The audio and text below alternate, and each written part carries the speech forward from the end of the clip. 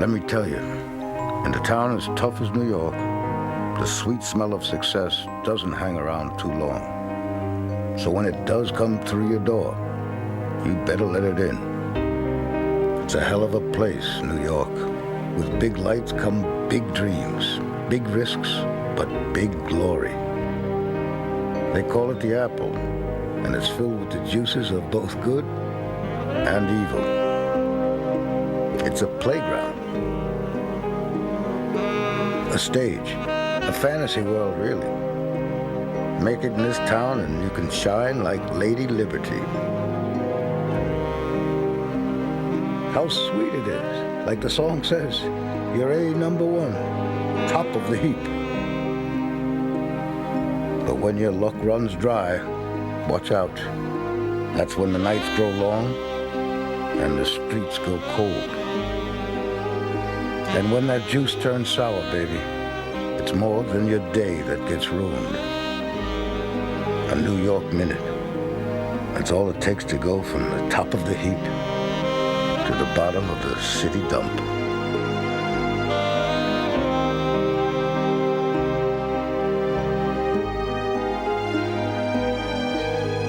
City Dump, the story of the 1951 CCNY basketball scandal.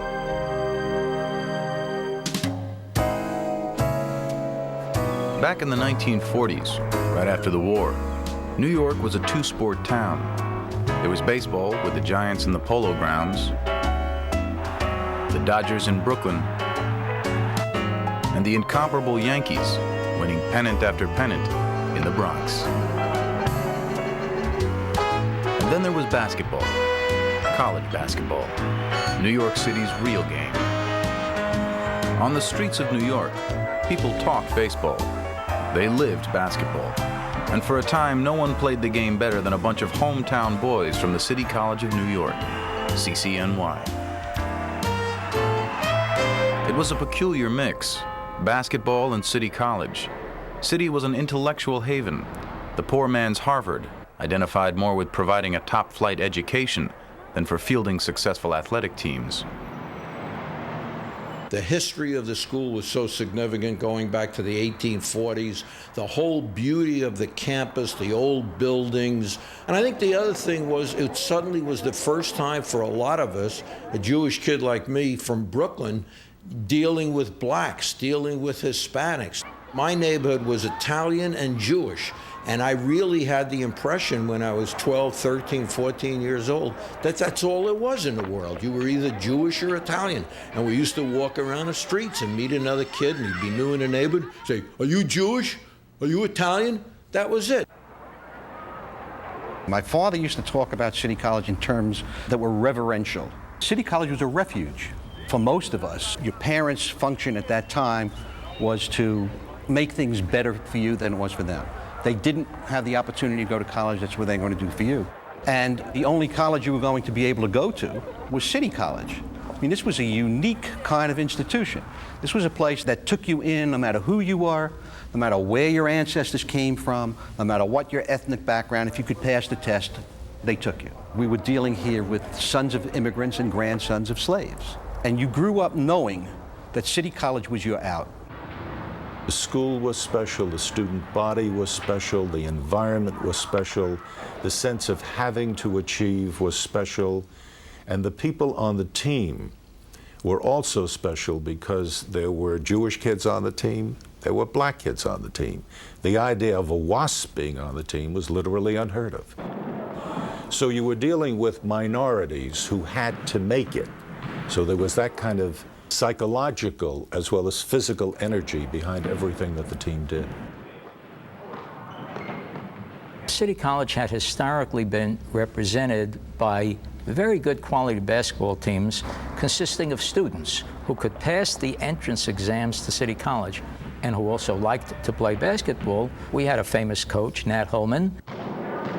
He was a special kind of guy. He didn't talk like a New Yorker. Teams should be ready for any situation as it arises by being able to diagnose opponents' play.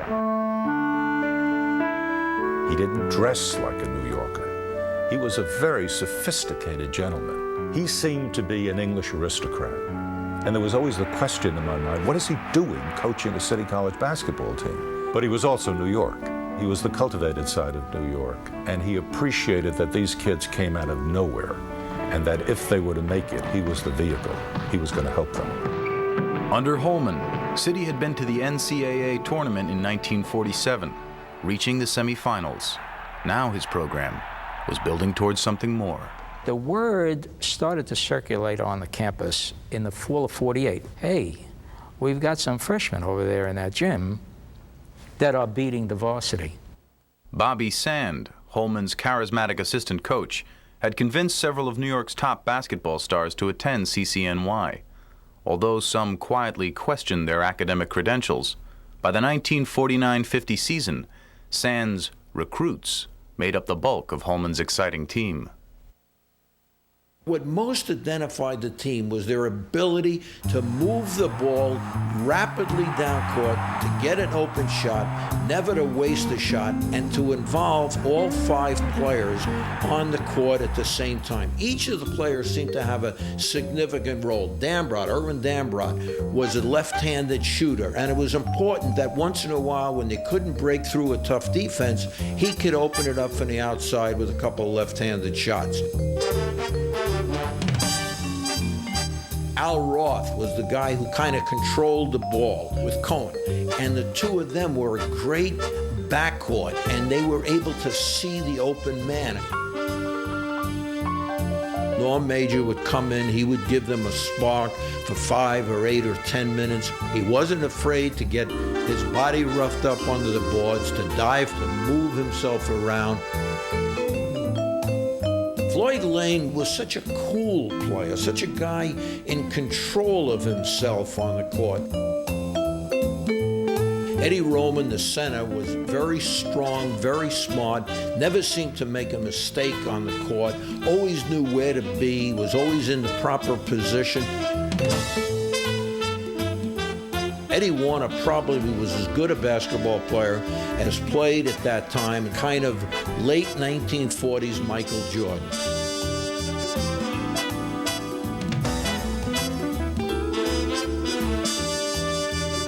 He could jump, he could rebound, and he had magnificent control of his body. He was able to fly through the air, drive to the basket, and he was physically very strong.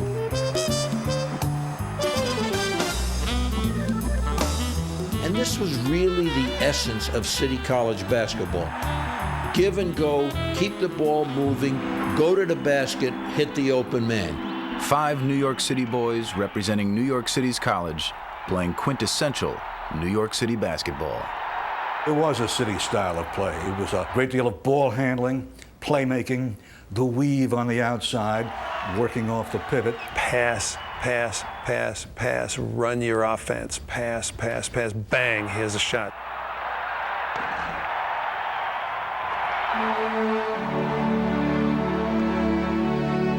In my mind, I see it as a ballet. I see it as Guys and Dolls.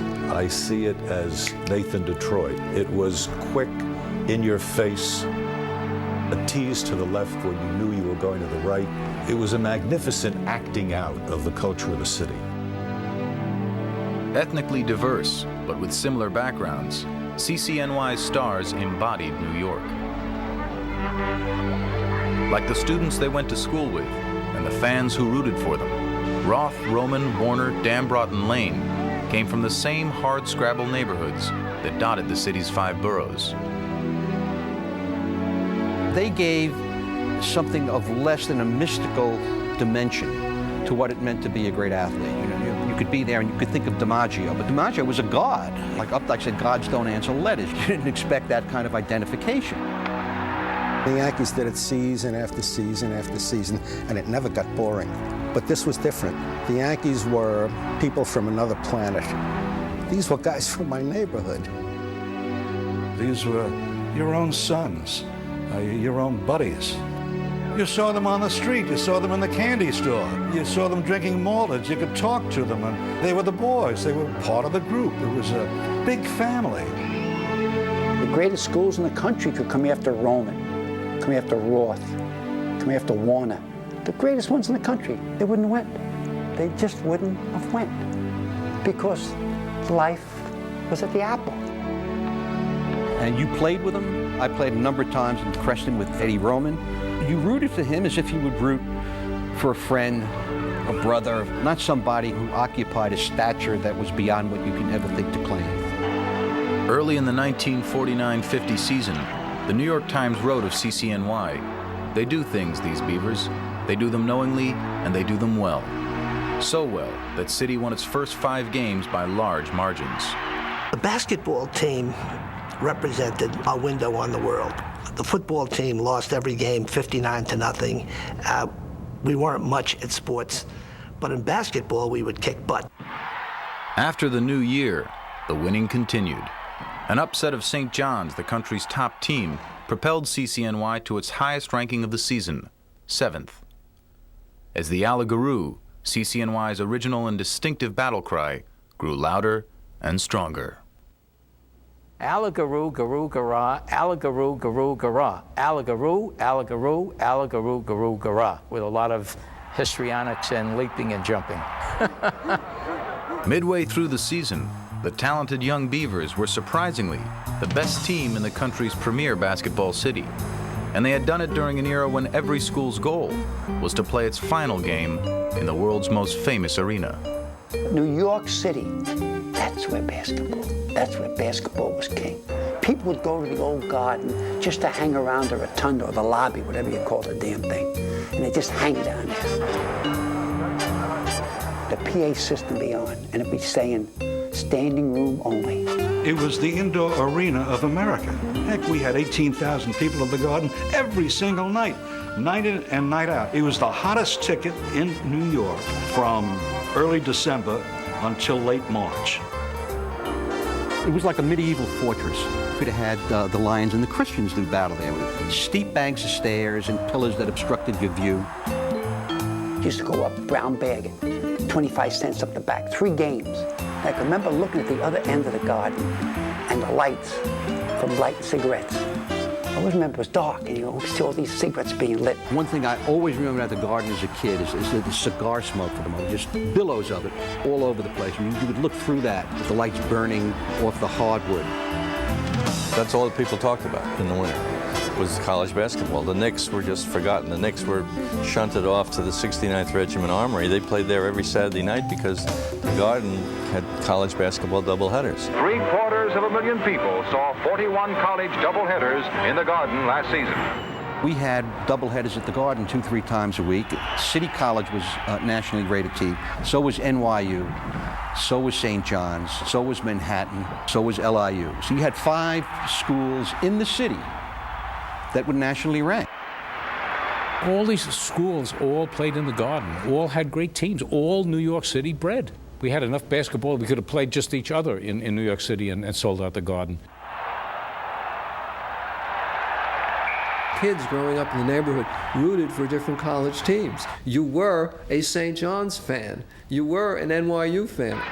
We fought over the Dodgers, Giants, and Yankees during the summer, and then we immediately turned our attention to fighting over City College, St. John's, NYU, LIU, and the significance of all those teams. Then the teams outside of the New York City area wanted to come here. This was where you wanted to go, because this is where the NIT was. New York, and the crowds building, the losers going home, the winners going on. But for a time, the NIT, the country's most prestigious tournament, seemed out of CCNY's reach. City had struggled after its stirring start. A string of sloppy mid-season losses, including a curious defeat at the Garden against lowly Niagara, nearly finished the Beavers. But after beating local rivals NYU and Manhattan, City finished with a record of 17-5 and got its bid. There were 4 seeded teams that got a bye in the first round, but there were 8 unseeded teams, and City College was one of the last to be invited and was one of the unseeded teams. Sports writers and the public at large did not expect them to go far. This is Marty Glickman bringing you to Madison Square Garden, basketball capital of the world, where each year the greatest teams from the collegiate ranks battle for national honors. In the first round, CCNY drew San Francisco, the previous year's NIT champs, and won easily, 65-46. Next was mighty Kentucky and its morally suspect coach, Adolph Rupp. At the time, the Wildcats were more than the country's third-ranked team. They were basketball royalty. Kentucky was the New York Yankees, Joe Louis, and Notre Dame in football. They were the defending national champions. They were widely considered the greatest basketball team of all time. Colonel Adolph Rupp brought one of his greatest Kentucky teams to the National Invitation Tournament in New York. They were the champions of the Southeastern Conference. The Kentucky team looked so all-American, tall and magnificent athletes. The Kentucky warm-up was the closest thing to a Roman legion I have ever seen. It was perfection. The way they moved the ball, it was absolute perfection. Now, at the other end, at the City College warm-up, you had anarchy. You had chaos. You had a bunch of guys freelancing, bouncing it, no fancy drill, nothing to impress you. And I remember some people sitting around me saying, you know, we're going to get killed. We're going to get killed. The club they faced this night was made up of 10 kids from the streets and playgrounds of New York. There certainly was a clash of cultures there. Adolph Rupp, the coach of Kentucky, who had said publicly he would never have a black player on his team, represented the Southern tradition, the all-white tradition. Adolph Rupp, shortly after World War II, Adolph Rupp was coming into town, and coming into a town filled with Jews and about to play a basketball team filled with Jews. And Nat Holman, a Jew, aware of all of this and being very smart and playing psychology, said to the team before that game, you know, I think it would be a very good thing if you guys just try to shake their hands before, just kind of sportsmanlike. I watched as Floyd Lane put his hand out, and this tall, blonde, gorgeous giant turned away from Floyd, which is exactly what Holman wanted, to get Floyd very upset, to get all of the other players upset. And Floyd hissed out at the guy, "You gonna be picking cotton in the morning, man."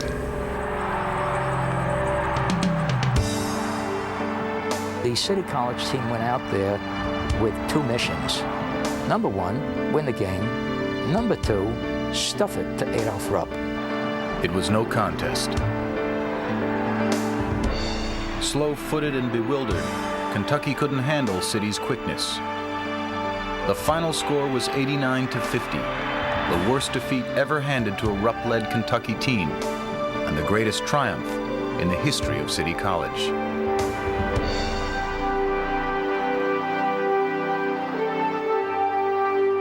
It was not a basketball game. It was a cultural war. It was a religious war. It was City College's way of saying, forgive me, but screw you, Adolph Rupp. We are also part of this country. It's not just yours, it's ours too.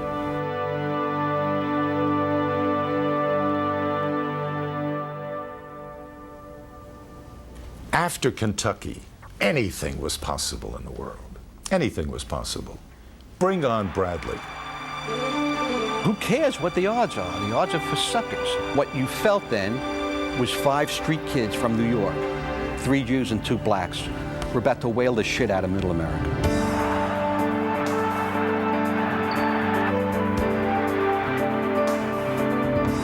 Eddie Warner that night was as spectacular a player as I have ever witnessed. Every muscle in his body was attuned to play spectacular basketball. And the game was a thriller every second of the way, and I was up there in the balcony, and you're sweating, and you're screaming, and you're watching this thing, and you're saying to yourself, my God, if we win this thing, we are the NIT champions, and there's nothing bigger than that. And in the back of your mind, you say, well, maybe you'll get a day off from school tomorrow if this happens. It happened. City's 69-61 win over Bradley was a momentous achievement. It also presented Holman and his players with a unique opportunity. In just 5 days, again in New York, the NCAA tournament would begin, and no team had ever won both events. Playing in the Garden, in front of its home fans, City won its first 2 games and again found Bradley waiting in the finals. Now CCNY was 1 win away from the double championship. And as Holman told his team in his pregame speech, 1 win away from immortality. You're going out there tonight to play 1 game of basketball, just 1 game. But what you do in the next 2 hours will stay with you every day that you have left in your life.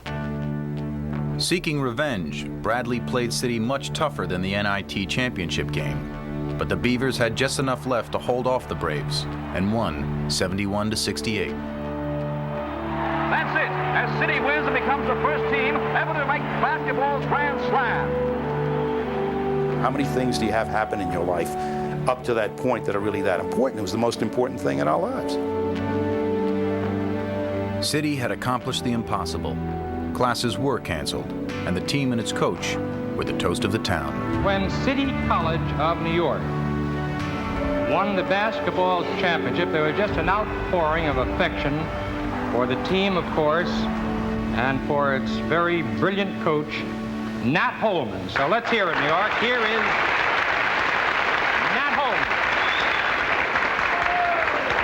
Nat Holman, here he is. Nat, congratulations. Everybody shared in the victory. All the kids around the schools. It wasn't a victory just for 10 or 12 guys that played it. It was for everybody. They had played stickball. They had played punch ball. They had played basketball when there was snow on the ground in the New York City parks. And now they were the best in the world. So the reflected glory meant so much to each of us. This was a kind of vindication for us, for our parents, our ancestors, our way of life, for the streets of the Bronx and Brooklyn. It's not like they did it for us. It's that they were us and did it. You know, we did it. We can do any damn thing.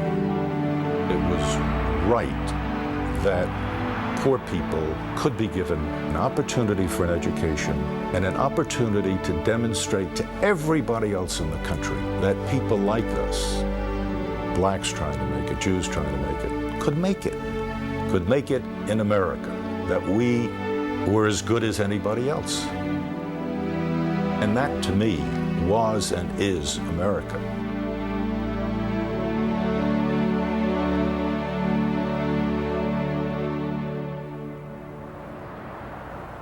It was a Sunday morning. I was driving in from my parents' home in Brooklyn into Manhattan with my brother. We had the radio on, and we heard the news that 3 City College basketball players had been picked up. For what? Following CCNY's championship season, Captains Erwin Dambrot and Joe Gallagher graduated. Without them, as well as Norm Major, City stumbled through several early season losses, including an unexpected pounding by visiting Missouri at the Garden. But that was just part of the story. In time, the team's troubles would multiply, perhaps symptomatic of the dark, mysterious, and Runyon-esque world of post-war New York. People look back at it now and talk about it nostalgically as a very honorable time, but the mob was running the city in many ways.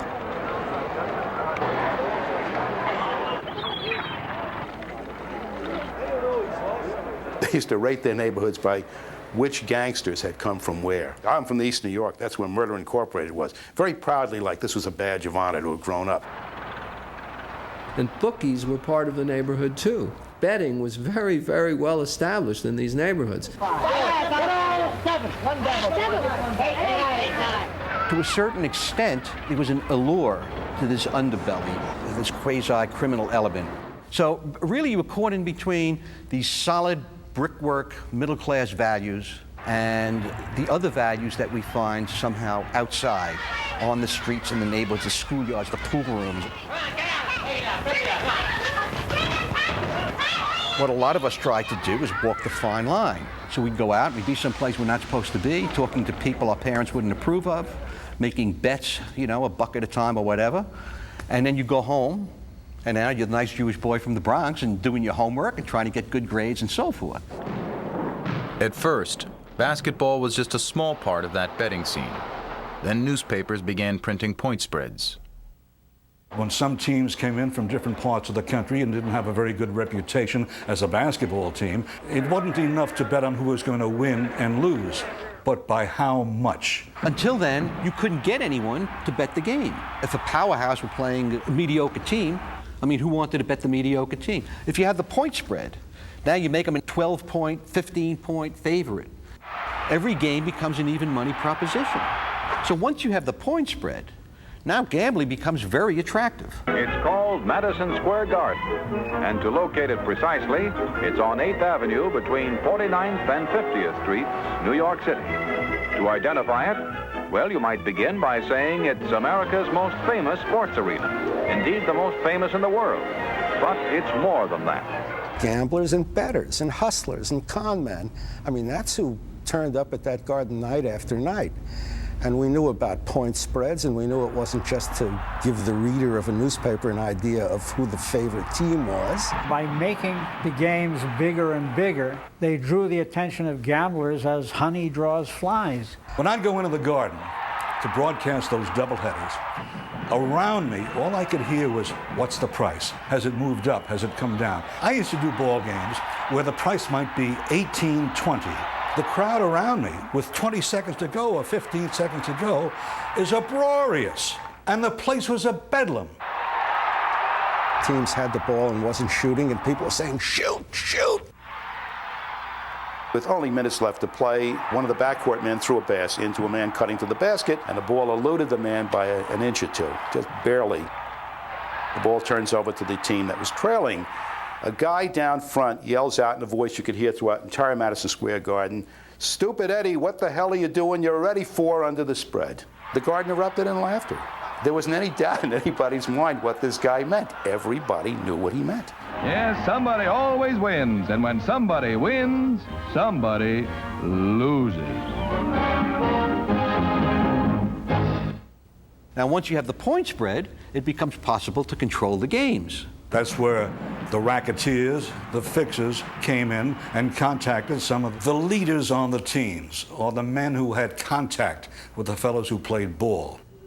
The sordid connection between gamblers and college basketball players could be traced back to the 1930s, when several players from different schools were caught shaving points in return for money. Rumors now persisted that the current players hadn't learned anything from the previous scandals. The writer Jimmy Cannon was even calling college basketball the slot machine of sports.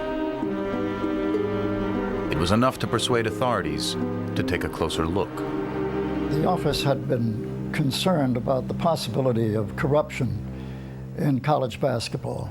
So towards the end of 1950, in December, we began an investigation. It was not long before the sports editor of the Journal-American came in to see Frank Hogan, the district attorney, and gave him a very mild tip. It was just that Eddie Godd, a former LIU player, was suspect. I think those were his words, as a matter of fact. But what it did do, even though it was scanty, it was very significant, because we concentrated on Godd, and we then found that he was in contact with Tato Salazzo. Salazzo was a fellow who was in the jewelry business, and he loved to bet. And he bet $5,000 and $10,000 on a game. But he wasn't satisfied with the odds. He wanted a sure thing. Salazzo's quest for his sure thing took him to an odd place for an Italian immigrant. The historically Jewish Catskill Mountains, with its resorts like Grossinger's, the Concord, and the Avon Lodge. For an entire generation of New York's middle and working class Jewish families, the cool mountain air of the Catskills was a welcome escape from the brutal New York summers. Finding a Gentile in the mountains was like finding uranium in Pittsburgh. When you got to the mountains, that was the place where everybody felt like a king. and they would try to create activities in these hotels to keep the people in the hotel itself busy at being entertained. And nobody would go to a place without activities. But once when they got there, they hated activities. They just wanted to know that they have activities. As long as somebody else did it, they were happy. But if you bothered them, they wanted to punch you in the mouth. 9 o'clock in the morning was calisthenics right after breakfast. The boss would walk around saying, how come there's nobody doing calisthenics? When does an old Jew want to jump up and down 9 o'clock in the morning? Most of them were thanking God they're still living. The main Jewish activity in the Catskill Mountains was to say after dinner, I'm going for a walk. And when the Jew went for a walk, he felt like an athlete. But there was one guy named Lou Goldstein. He was an expert in an activity called Simon Says. Simon Says, put your hands up. Hurry up. I said put it down. And you put it down. Ha-ha. I didn't say Simon Says. You're out. He was a brilliant maneuver at catching you without saying Simon Says. You thought you had him beat, but nobody had him beat. Every Jew lost that contest to this man. Now, they used to have also tournaments between hotels, where one hotel would play the other as competition because they had to invent excuses to feel like it's entertainment. And one of the tournaments was always popular was basketball tournaments. When winning those basketball tournaments began to take on added importance to the hotels, the top college players from around the country conveniently started showing up in the Catskills. Some of the big hotels started recruiting players to play for their basketball teams. They would make $1,000, $1,200 for the season. Hired as waiters, but didn't often wait on tables. They were there to play basketball. And they lived like cattle in cockamamie little bungalows, about 37 kids to one bungalow. If they had a bed, they were lucky, because if the bosses had a real bed, they would give it to a guest. Among those recruits was Bob Cousy, who played for the Tamarack Lodge in the affectionately titled Borscht Belt Basketball League. You would play one game a week at your hotel and one game a week at another hotel. They were quite an attraction, and the courts were cement, outdoors, and enormous crowds would watch them, and there'd be betting. In each hotel, they had a pool. So if you had 500 guests and each one put in $1, there'd be a $500 pool. They really didn't go for point spreads, but they were going for total points, the last digit of the combined score. What's the total score? Well, 140, 130. You put your dollar down, the guy who won or came the closest, or gal who won, they won the pot. It was just a wonderful place if you were a really good, smart, professional gambler, because the minute you have people taking bets, you have people who want to control the outcome. Somebody said to one of us, 163 would be a good number. Yeah, let's do it. We talked to each other on the bench. There were like 7 of us. And then, of course, we each got $100, so let's do it every week. What's the difference? So you had guys like Salvatore Sollazzo working the Catskills, getting players to control the games up there. Eddie Gard would drive around from resort to resort talking to these guys. He would drive Salvatore Sollazzo around from resort to resort trying to get close to these guys. It seemed innocent enough, but when the players returned to New York in the fall, Gard was waiting, eager to take advantage of his summer friendships. Sollazzo used Gard as an intermediary to sound out the players and to make deals with them. He could arrange for a ball player to do less than his best. He could arrange for ball players to control the point spread. He could arrange for ball players to see that the score came out the way the gamblers, the way the racketeers wanted the score to come out, by talking to the guys. He could get the gamblers and the players together. He was the conduit. When we started to concentrate on Gard and Sollazzo, we found these very close relationships with various of the college players. It then developed from that Gard was in frequent contact with City College players.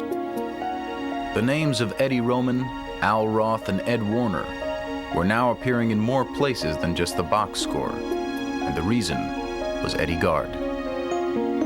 He was under a discreet surveillance as to his movements.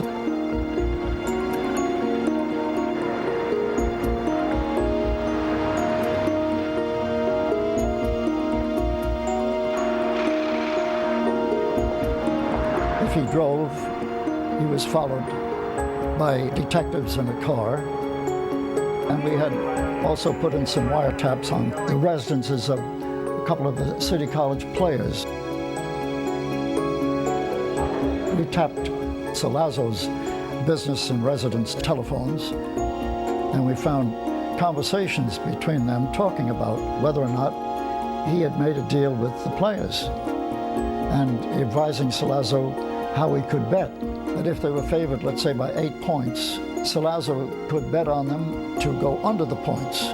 So the players were then supposed to shave the points. Mike Canning, who sat on the wire, might be able to give you some ideas about the meets that were going on. I know there were meets, and Eddie Gard was in the meets. We got in the car, we went up to Central Park, and we took a position of surveillance. We saw this man come into the park. So after he got in, maybe 50 feet ahead of us, we went in after him. So we watched him, and he went down a path, and he under a tree by a bench there, and eventually, a minute or two later, a young man looked like a basketball player, and they engaged in conversation for maybe 2-3 minutes. And something was passed. They could see their hands moving. And they got up and went their own way. That something was Salazzo's money. And while Gard's meetings with the gambler continued, so did City's games. And curiously, so did the losses. Despite its prodigious talent, CCNY was struggling. There was something wrong. Something's wrong. Something's wrong. They were doing stupid things. That I never expected of a City College team. Turnovers, passes astray, lapses on defense. There were games that looked completely disoriented. One of those games was in January against Arizona at the Garden, in which CCNY was a solid favorite. There was nobody in my mind that knew what was going on the court, including Nat Holman, because Nat would turn to me periodically and say, "Why is he doing that?" Or, "Look what a stupid play that is." It was a situation where they weren't playing up to snuff. We spent a long time in practicing for this particular team, using this particular type of defense, and you got out on the court and you didn't do any of it. You abandoned everything. I kept saying to myself, it can't be that everybody is having a bad night at the same time. And at halftime, we'd scored 19 points, which is what we would do in the first 5 minutes of a game. I just couldn't believe that Eddie Roman, who was a very good shot from outside, would miss the backboard again and again, or miss the rim by a foot. I just could not believe what I was seeing. But there it was in black and white for everyone to see. 20% shooting and just 38 points in a disgraceful loss. And then another odd performance without an injured Warner in a loss to Boston College. Something seemed to be rotten in the apple. There's something going on here that doesn't make terribly much sense. What's the team doing? Is there something here that we don't know? At that particular time, in the Bronx, a Manhattan College player, a star player there, Junius Kellogg, reported to his coach that he had been offered a bribe. Students cheer Coach Ken Norton and player Junius Kellogg, who informed his coach when offered $1,000 to throw a recent game. That offer came from one of Kellogg's former teammates, Hank Poppy. After graduation, he came back to practice one night and sat around the gym, and then came over to the dormitory afterwards and approached me. And he says, "Hey, I hear you guys are playing DePaul Tuesday." He said they're supposed to win by X number of points. I said, I read the paper, yeah. So he said, "You can make some money." If our boys can be approached, they certainly must be approaching other boys throughout the country. I knew that if someone approached you, that if you didn't report it, and it was found out later that you would lose your scholarship. I can say that as far as that goes, any athlete in the country, in any college, would have done the same thing if he was for clean sports and clean living. Thank you. Kellogg's courageous act led to the arrest of a gambling ring unrelated to Salazzo and Gard, but to the underworld, a message had been delivered. The news of the arrests in the Bronx and the news of Kellogg reporting this had a very definite effect on the reports I was getting from detectives who were tapping wires under court order. And that was that there was a concern immediately registered by Salazzo and God and by players. This had a very definite freezing effect on fixing at that time, and therefore we determined not to wait any longer, but to move. We kept things under observation for a couple of more weeks, but then in mid-February, we brought in Salazzo and God, and we had the players observed on a game that they were playing in Philadelphia. We were ready to question them. Abe Belsky and myself were sent out to Philadelphia to cover the Temple CCNY game. After the game, which CCNY won, they all marched down to the railroad station. And as the train came to New York, when they got within the New York jurisdiction, in the tunnel leading to Manhattan, Abe got a hold of Nat Holman and told him that we were detectives from the district attorney's office, and we'd like to take the men down to the office for questioning. So he got a hold of each one of them and said, wait for me on the platform right outside the car. When we got off the train, there were 4 or 5 of us that were called together by Nat Holman. He had told us that these gentlemen, they were at the game, and they were from the district attorney's office, and they wanted to talk to you boys downtown. His statement was that if anything fishy has been going on and you guys were not involved in it, I would back you 100%. If there was something going on, then let the chips fall where they may. I know he must have felt that somebody just kicked him in the stomach when they took his players away. As he walked away, his shoulders slumped, his coat collar was turned up, and he just disappeared into the dark on the platform, which was real dark.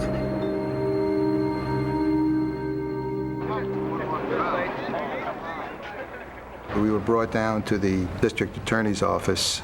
It must have been like 2, 3 o'clock in the morning, and we didn't even get a chance to call our folks, and our folks all knew we were coming home. It's kind of scary, you know, we're 18-year-old kids, and everybody was put into separate rooms. The questions were specific as to what their deals were. Did we know certain people? What they had agreed to do. They told us that our phones were bugged. At first, they were quite reluctant. But then individually, we would bring God in to confront them. When they saw God, that made a tremendous difference because they didn't know he was in the office too. And it was a shock. It had to be a shock. And it was a type of shock that made them unburden themselves. What are we talking about? Kid stuff? We're not. We're talking about criminality. We're talking about corruption. Nadell was cleared, but it was learned that some of CCNY's biggest stars had disgraced their school. Through Eddie Gard and his gambling partner Salvatore Sollazzo, City College players Ed Warner, Al Roth, and Eddie Roman had shaved points in at least 3 games earlier in the season. Questionable losses to Arizona, Missouri, and Boston College were now easier to understand. In return for their efforts, the 3 players were paid a total close to $10,000, much of which remained unspent. Captain called me over and he said, George, you're going up to Warner's grandmother's house, and we're going to pick up some evidence up there. We put him in a car, we drove up to Harlem. Warner went into a closet, and he took down a shoebox from a shelf. He took out a shoe, and inside the shoe was a roll of bills. It was a pathetic sight. Scandal rocks the basketball world. Ed Roman seen making a basket, and Ed Warner making the next score, were top aces of City College, last year's double tournament champions. The young men caught in this web of gambling intrigue presented a tragic scene.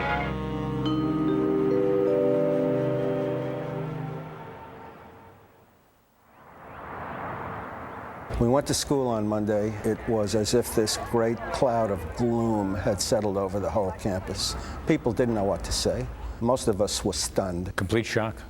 Absolute complete shock. Tears came to my eyes. I couldn't believe it. Those boys wouldn't do this to me. It was awful. I was thunderstruck. This can't be the case. There must be a mistake. It was no mistake. In fact, it would get worse. Less than a week later, the team's current captain, Floyd Lane, was also arrested. And then the unthinkable. The integrity of the championship team was shattered. Herbie Cohen admitted to shaving points during the 49-50 season. So did Norm Major and Erwin Dambrot. 3 regular season games were singled out: SMU, UCLA, and Niagara, all in which CCNY had been heavily favored. None of the tournament games were said to be fixed, but the damage had been done. The double championship had been tarnished. I certainly wish that any young person who is tempted by easy money could have seen these stupid and dishonest athletes when they admitted their guilt. The entire business is loathsome, but it's also very pathetic. Sometimes I wonder what has happened to our moral values.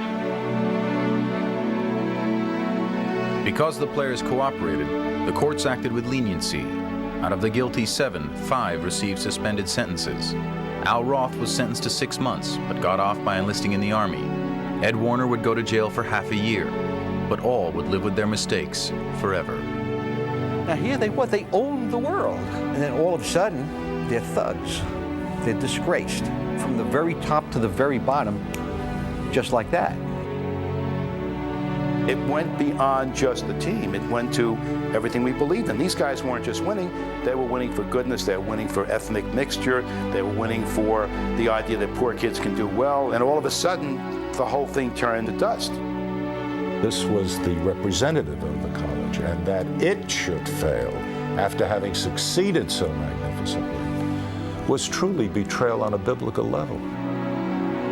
I didn't have that feeling again until Jack Kennedy was assassinated. Jack Kennedy was the first presidential candidate I voted for who won. And to have him be president for this short time and then taken away by an outside force was a terribly depressing thing, a horrible thing. It would be incorrect to assume that this was just an item on the sports pages. This was a dramatic bomb that dropped in my neighborhood. There was a woman I knew from the neighborhood standing there with tears in her eyes, and she was crushed. She was really crushed. And I think that she spoke for a lot of people at that time. City College was not simply another of those schools. It represented something very important. And this was a moral breakdown, a humiliation for Jews, because City College was so connected with the notion of Jewish culture. That was the last time that I really believed in pure idealism. For these guys to sell out their school, themselves, and their careers for $800, for $1,000, for $1,500 was just such an emotional blow. You never really recover from something like that, and is a wound in your psyche that lasts all of your life. When people just casually say, "Where did you go to college?" and I say, "CCNY," you can see a look on people's faces. They know my age, they know I probably was around at that time. It is a little bit of a burden for all of us to carry who were in school at that time.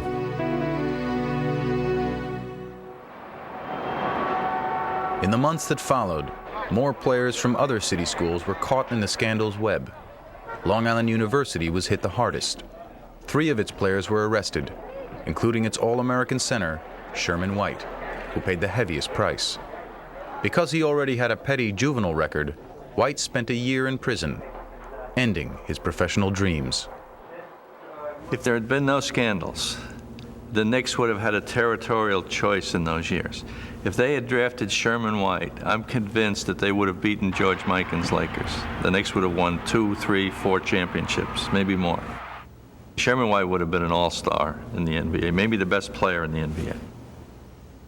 The basketball scandal of 1951 was like the lancing of a boil. Corruption in sport wasn't new, but we had covered it over with Newt Rockne piety and Dick Merriwell sugar. And finally, when this whole big scandal came out, the lance the boil, out comes all the stuff. Around the country, schools reacted with disgust at the news of the scandal. But their contempt would soon seem transparent.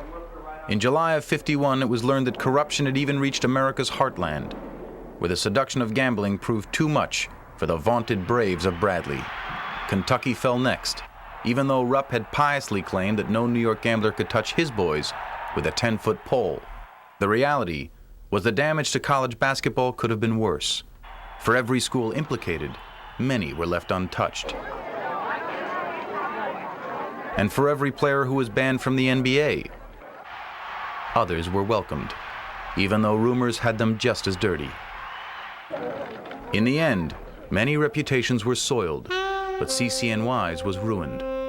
No longer would City College play big-time college basketball. Its players had taken a bite from the forbidden fruit and got thrown out of the garden. They had gone from heaven to hell and took the city game right down there with them. A lot of schools de-emphasized basketball. A lot of schools stayed away from Madison Square Garden. Madison Square Garden was no longer the Mecca. It was a place to be avoided. The New York City high school kids started leaving the city and going to other schools because there was no place in New York for them to excel. College basketball in New York City never recovered from the scandal. To this day, college basketball is not nearly what it used to be. In the blink of an eye, Nats boys had gone from conquering heroes to fallen idols. But were they the only ones to blame? I believe that these players were used. I believe personally they were had. After the scandal broke, the search for answers began, and it soon became clear that some of the players never belonged at City College in the first place. Some of those players were barely able to graduate from high school, and here they were playing for City College. Some players on the team who, when they got their exam booklets, the joke around school was that they would just write on it, "Regards from Nat," and hand it in. Holman escaped formal blame, but he was still forced out as City's coach. After clearing his name, he returned a year later, but his stature was never the same. Maybe people were naive, but the reality was that college basketball was big business, and with big business came greed, and with greed came temptation, and with temptation came corruption. In a world filled with twisted morality and human frailty, perhaps the City College basketball scandal was inevitable. A great deal of money was being made. I, as a broadcaster, made money. The newspapermen made money. The promoters at Madison Square Garden made money. The gamblers made or lost money, depending upon the outcome of the game. The only people who were not involved with dollars were the players, unless they fixed the game. So they were perhaps enticed. I don't even think you got the $15 a month for laundry in those days. I mean, you didn't get anything. You had no scratch. You had no green. Let me tell you, when you got no green, green talks. And green talks loud. We don't want you to lose. We just want you to win by less points than the spread. Make a few bucks. They're all making money off of you. There are going to be some bad apples. There are going to be some good apples who are subjected to this kind of pressure and succumb to it. They're people. As the psychoanalyst Willard Galen said, we are what we seem to be. And if you've done a dishonest thing, however we may explain it sociologically, it was a dishonest thing.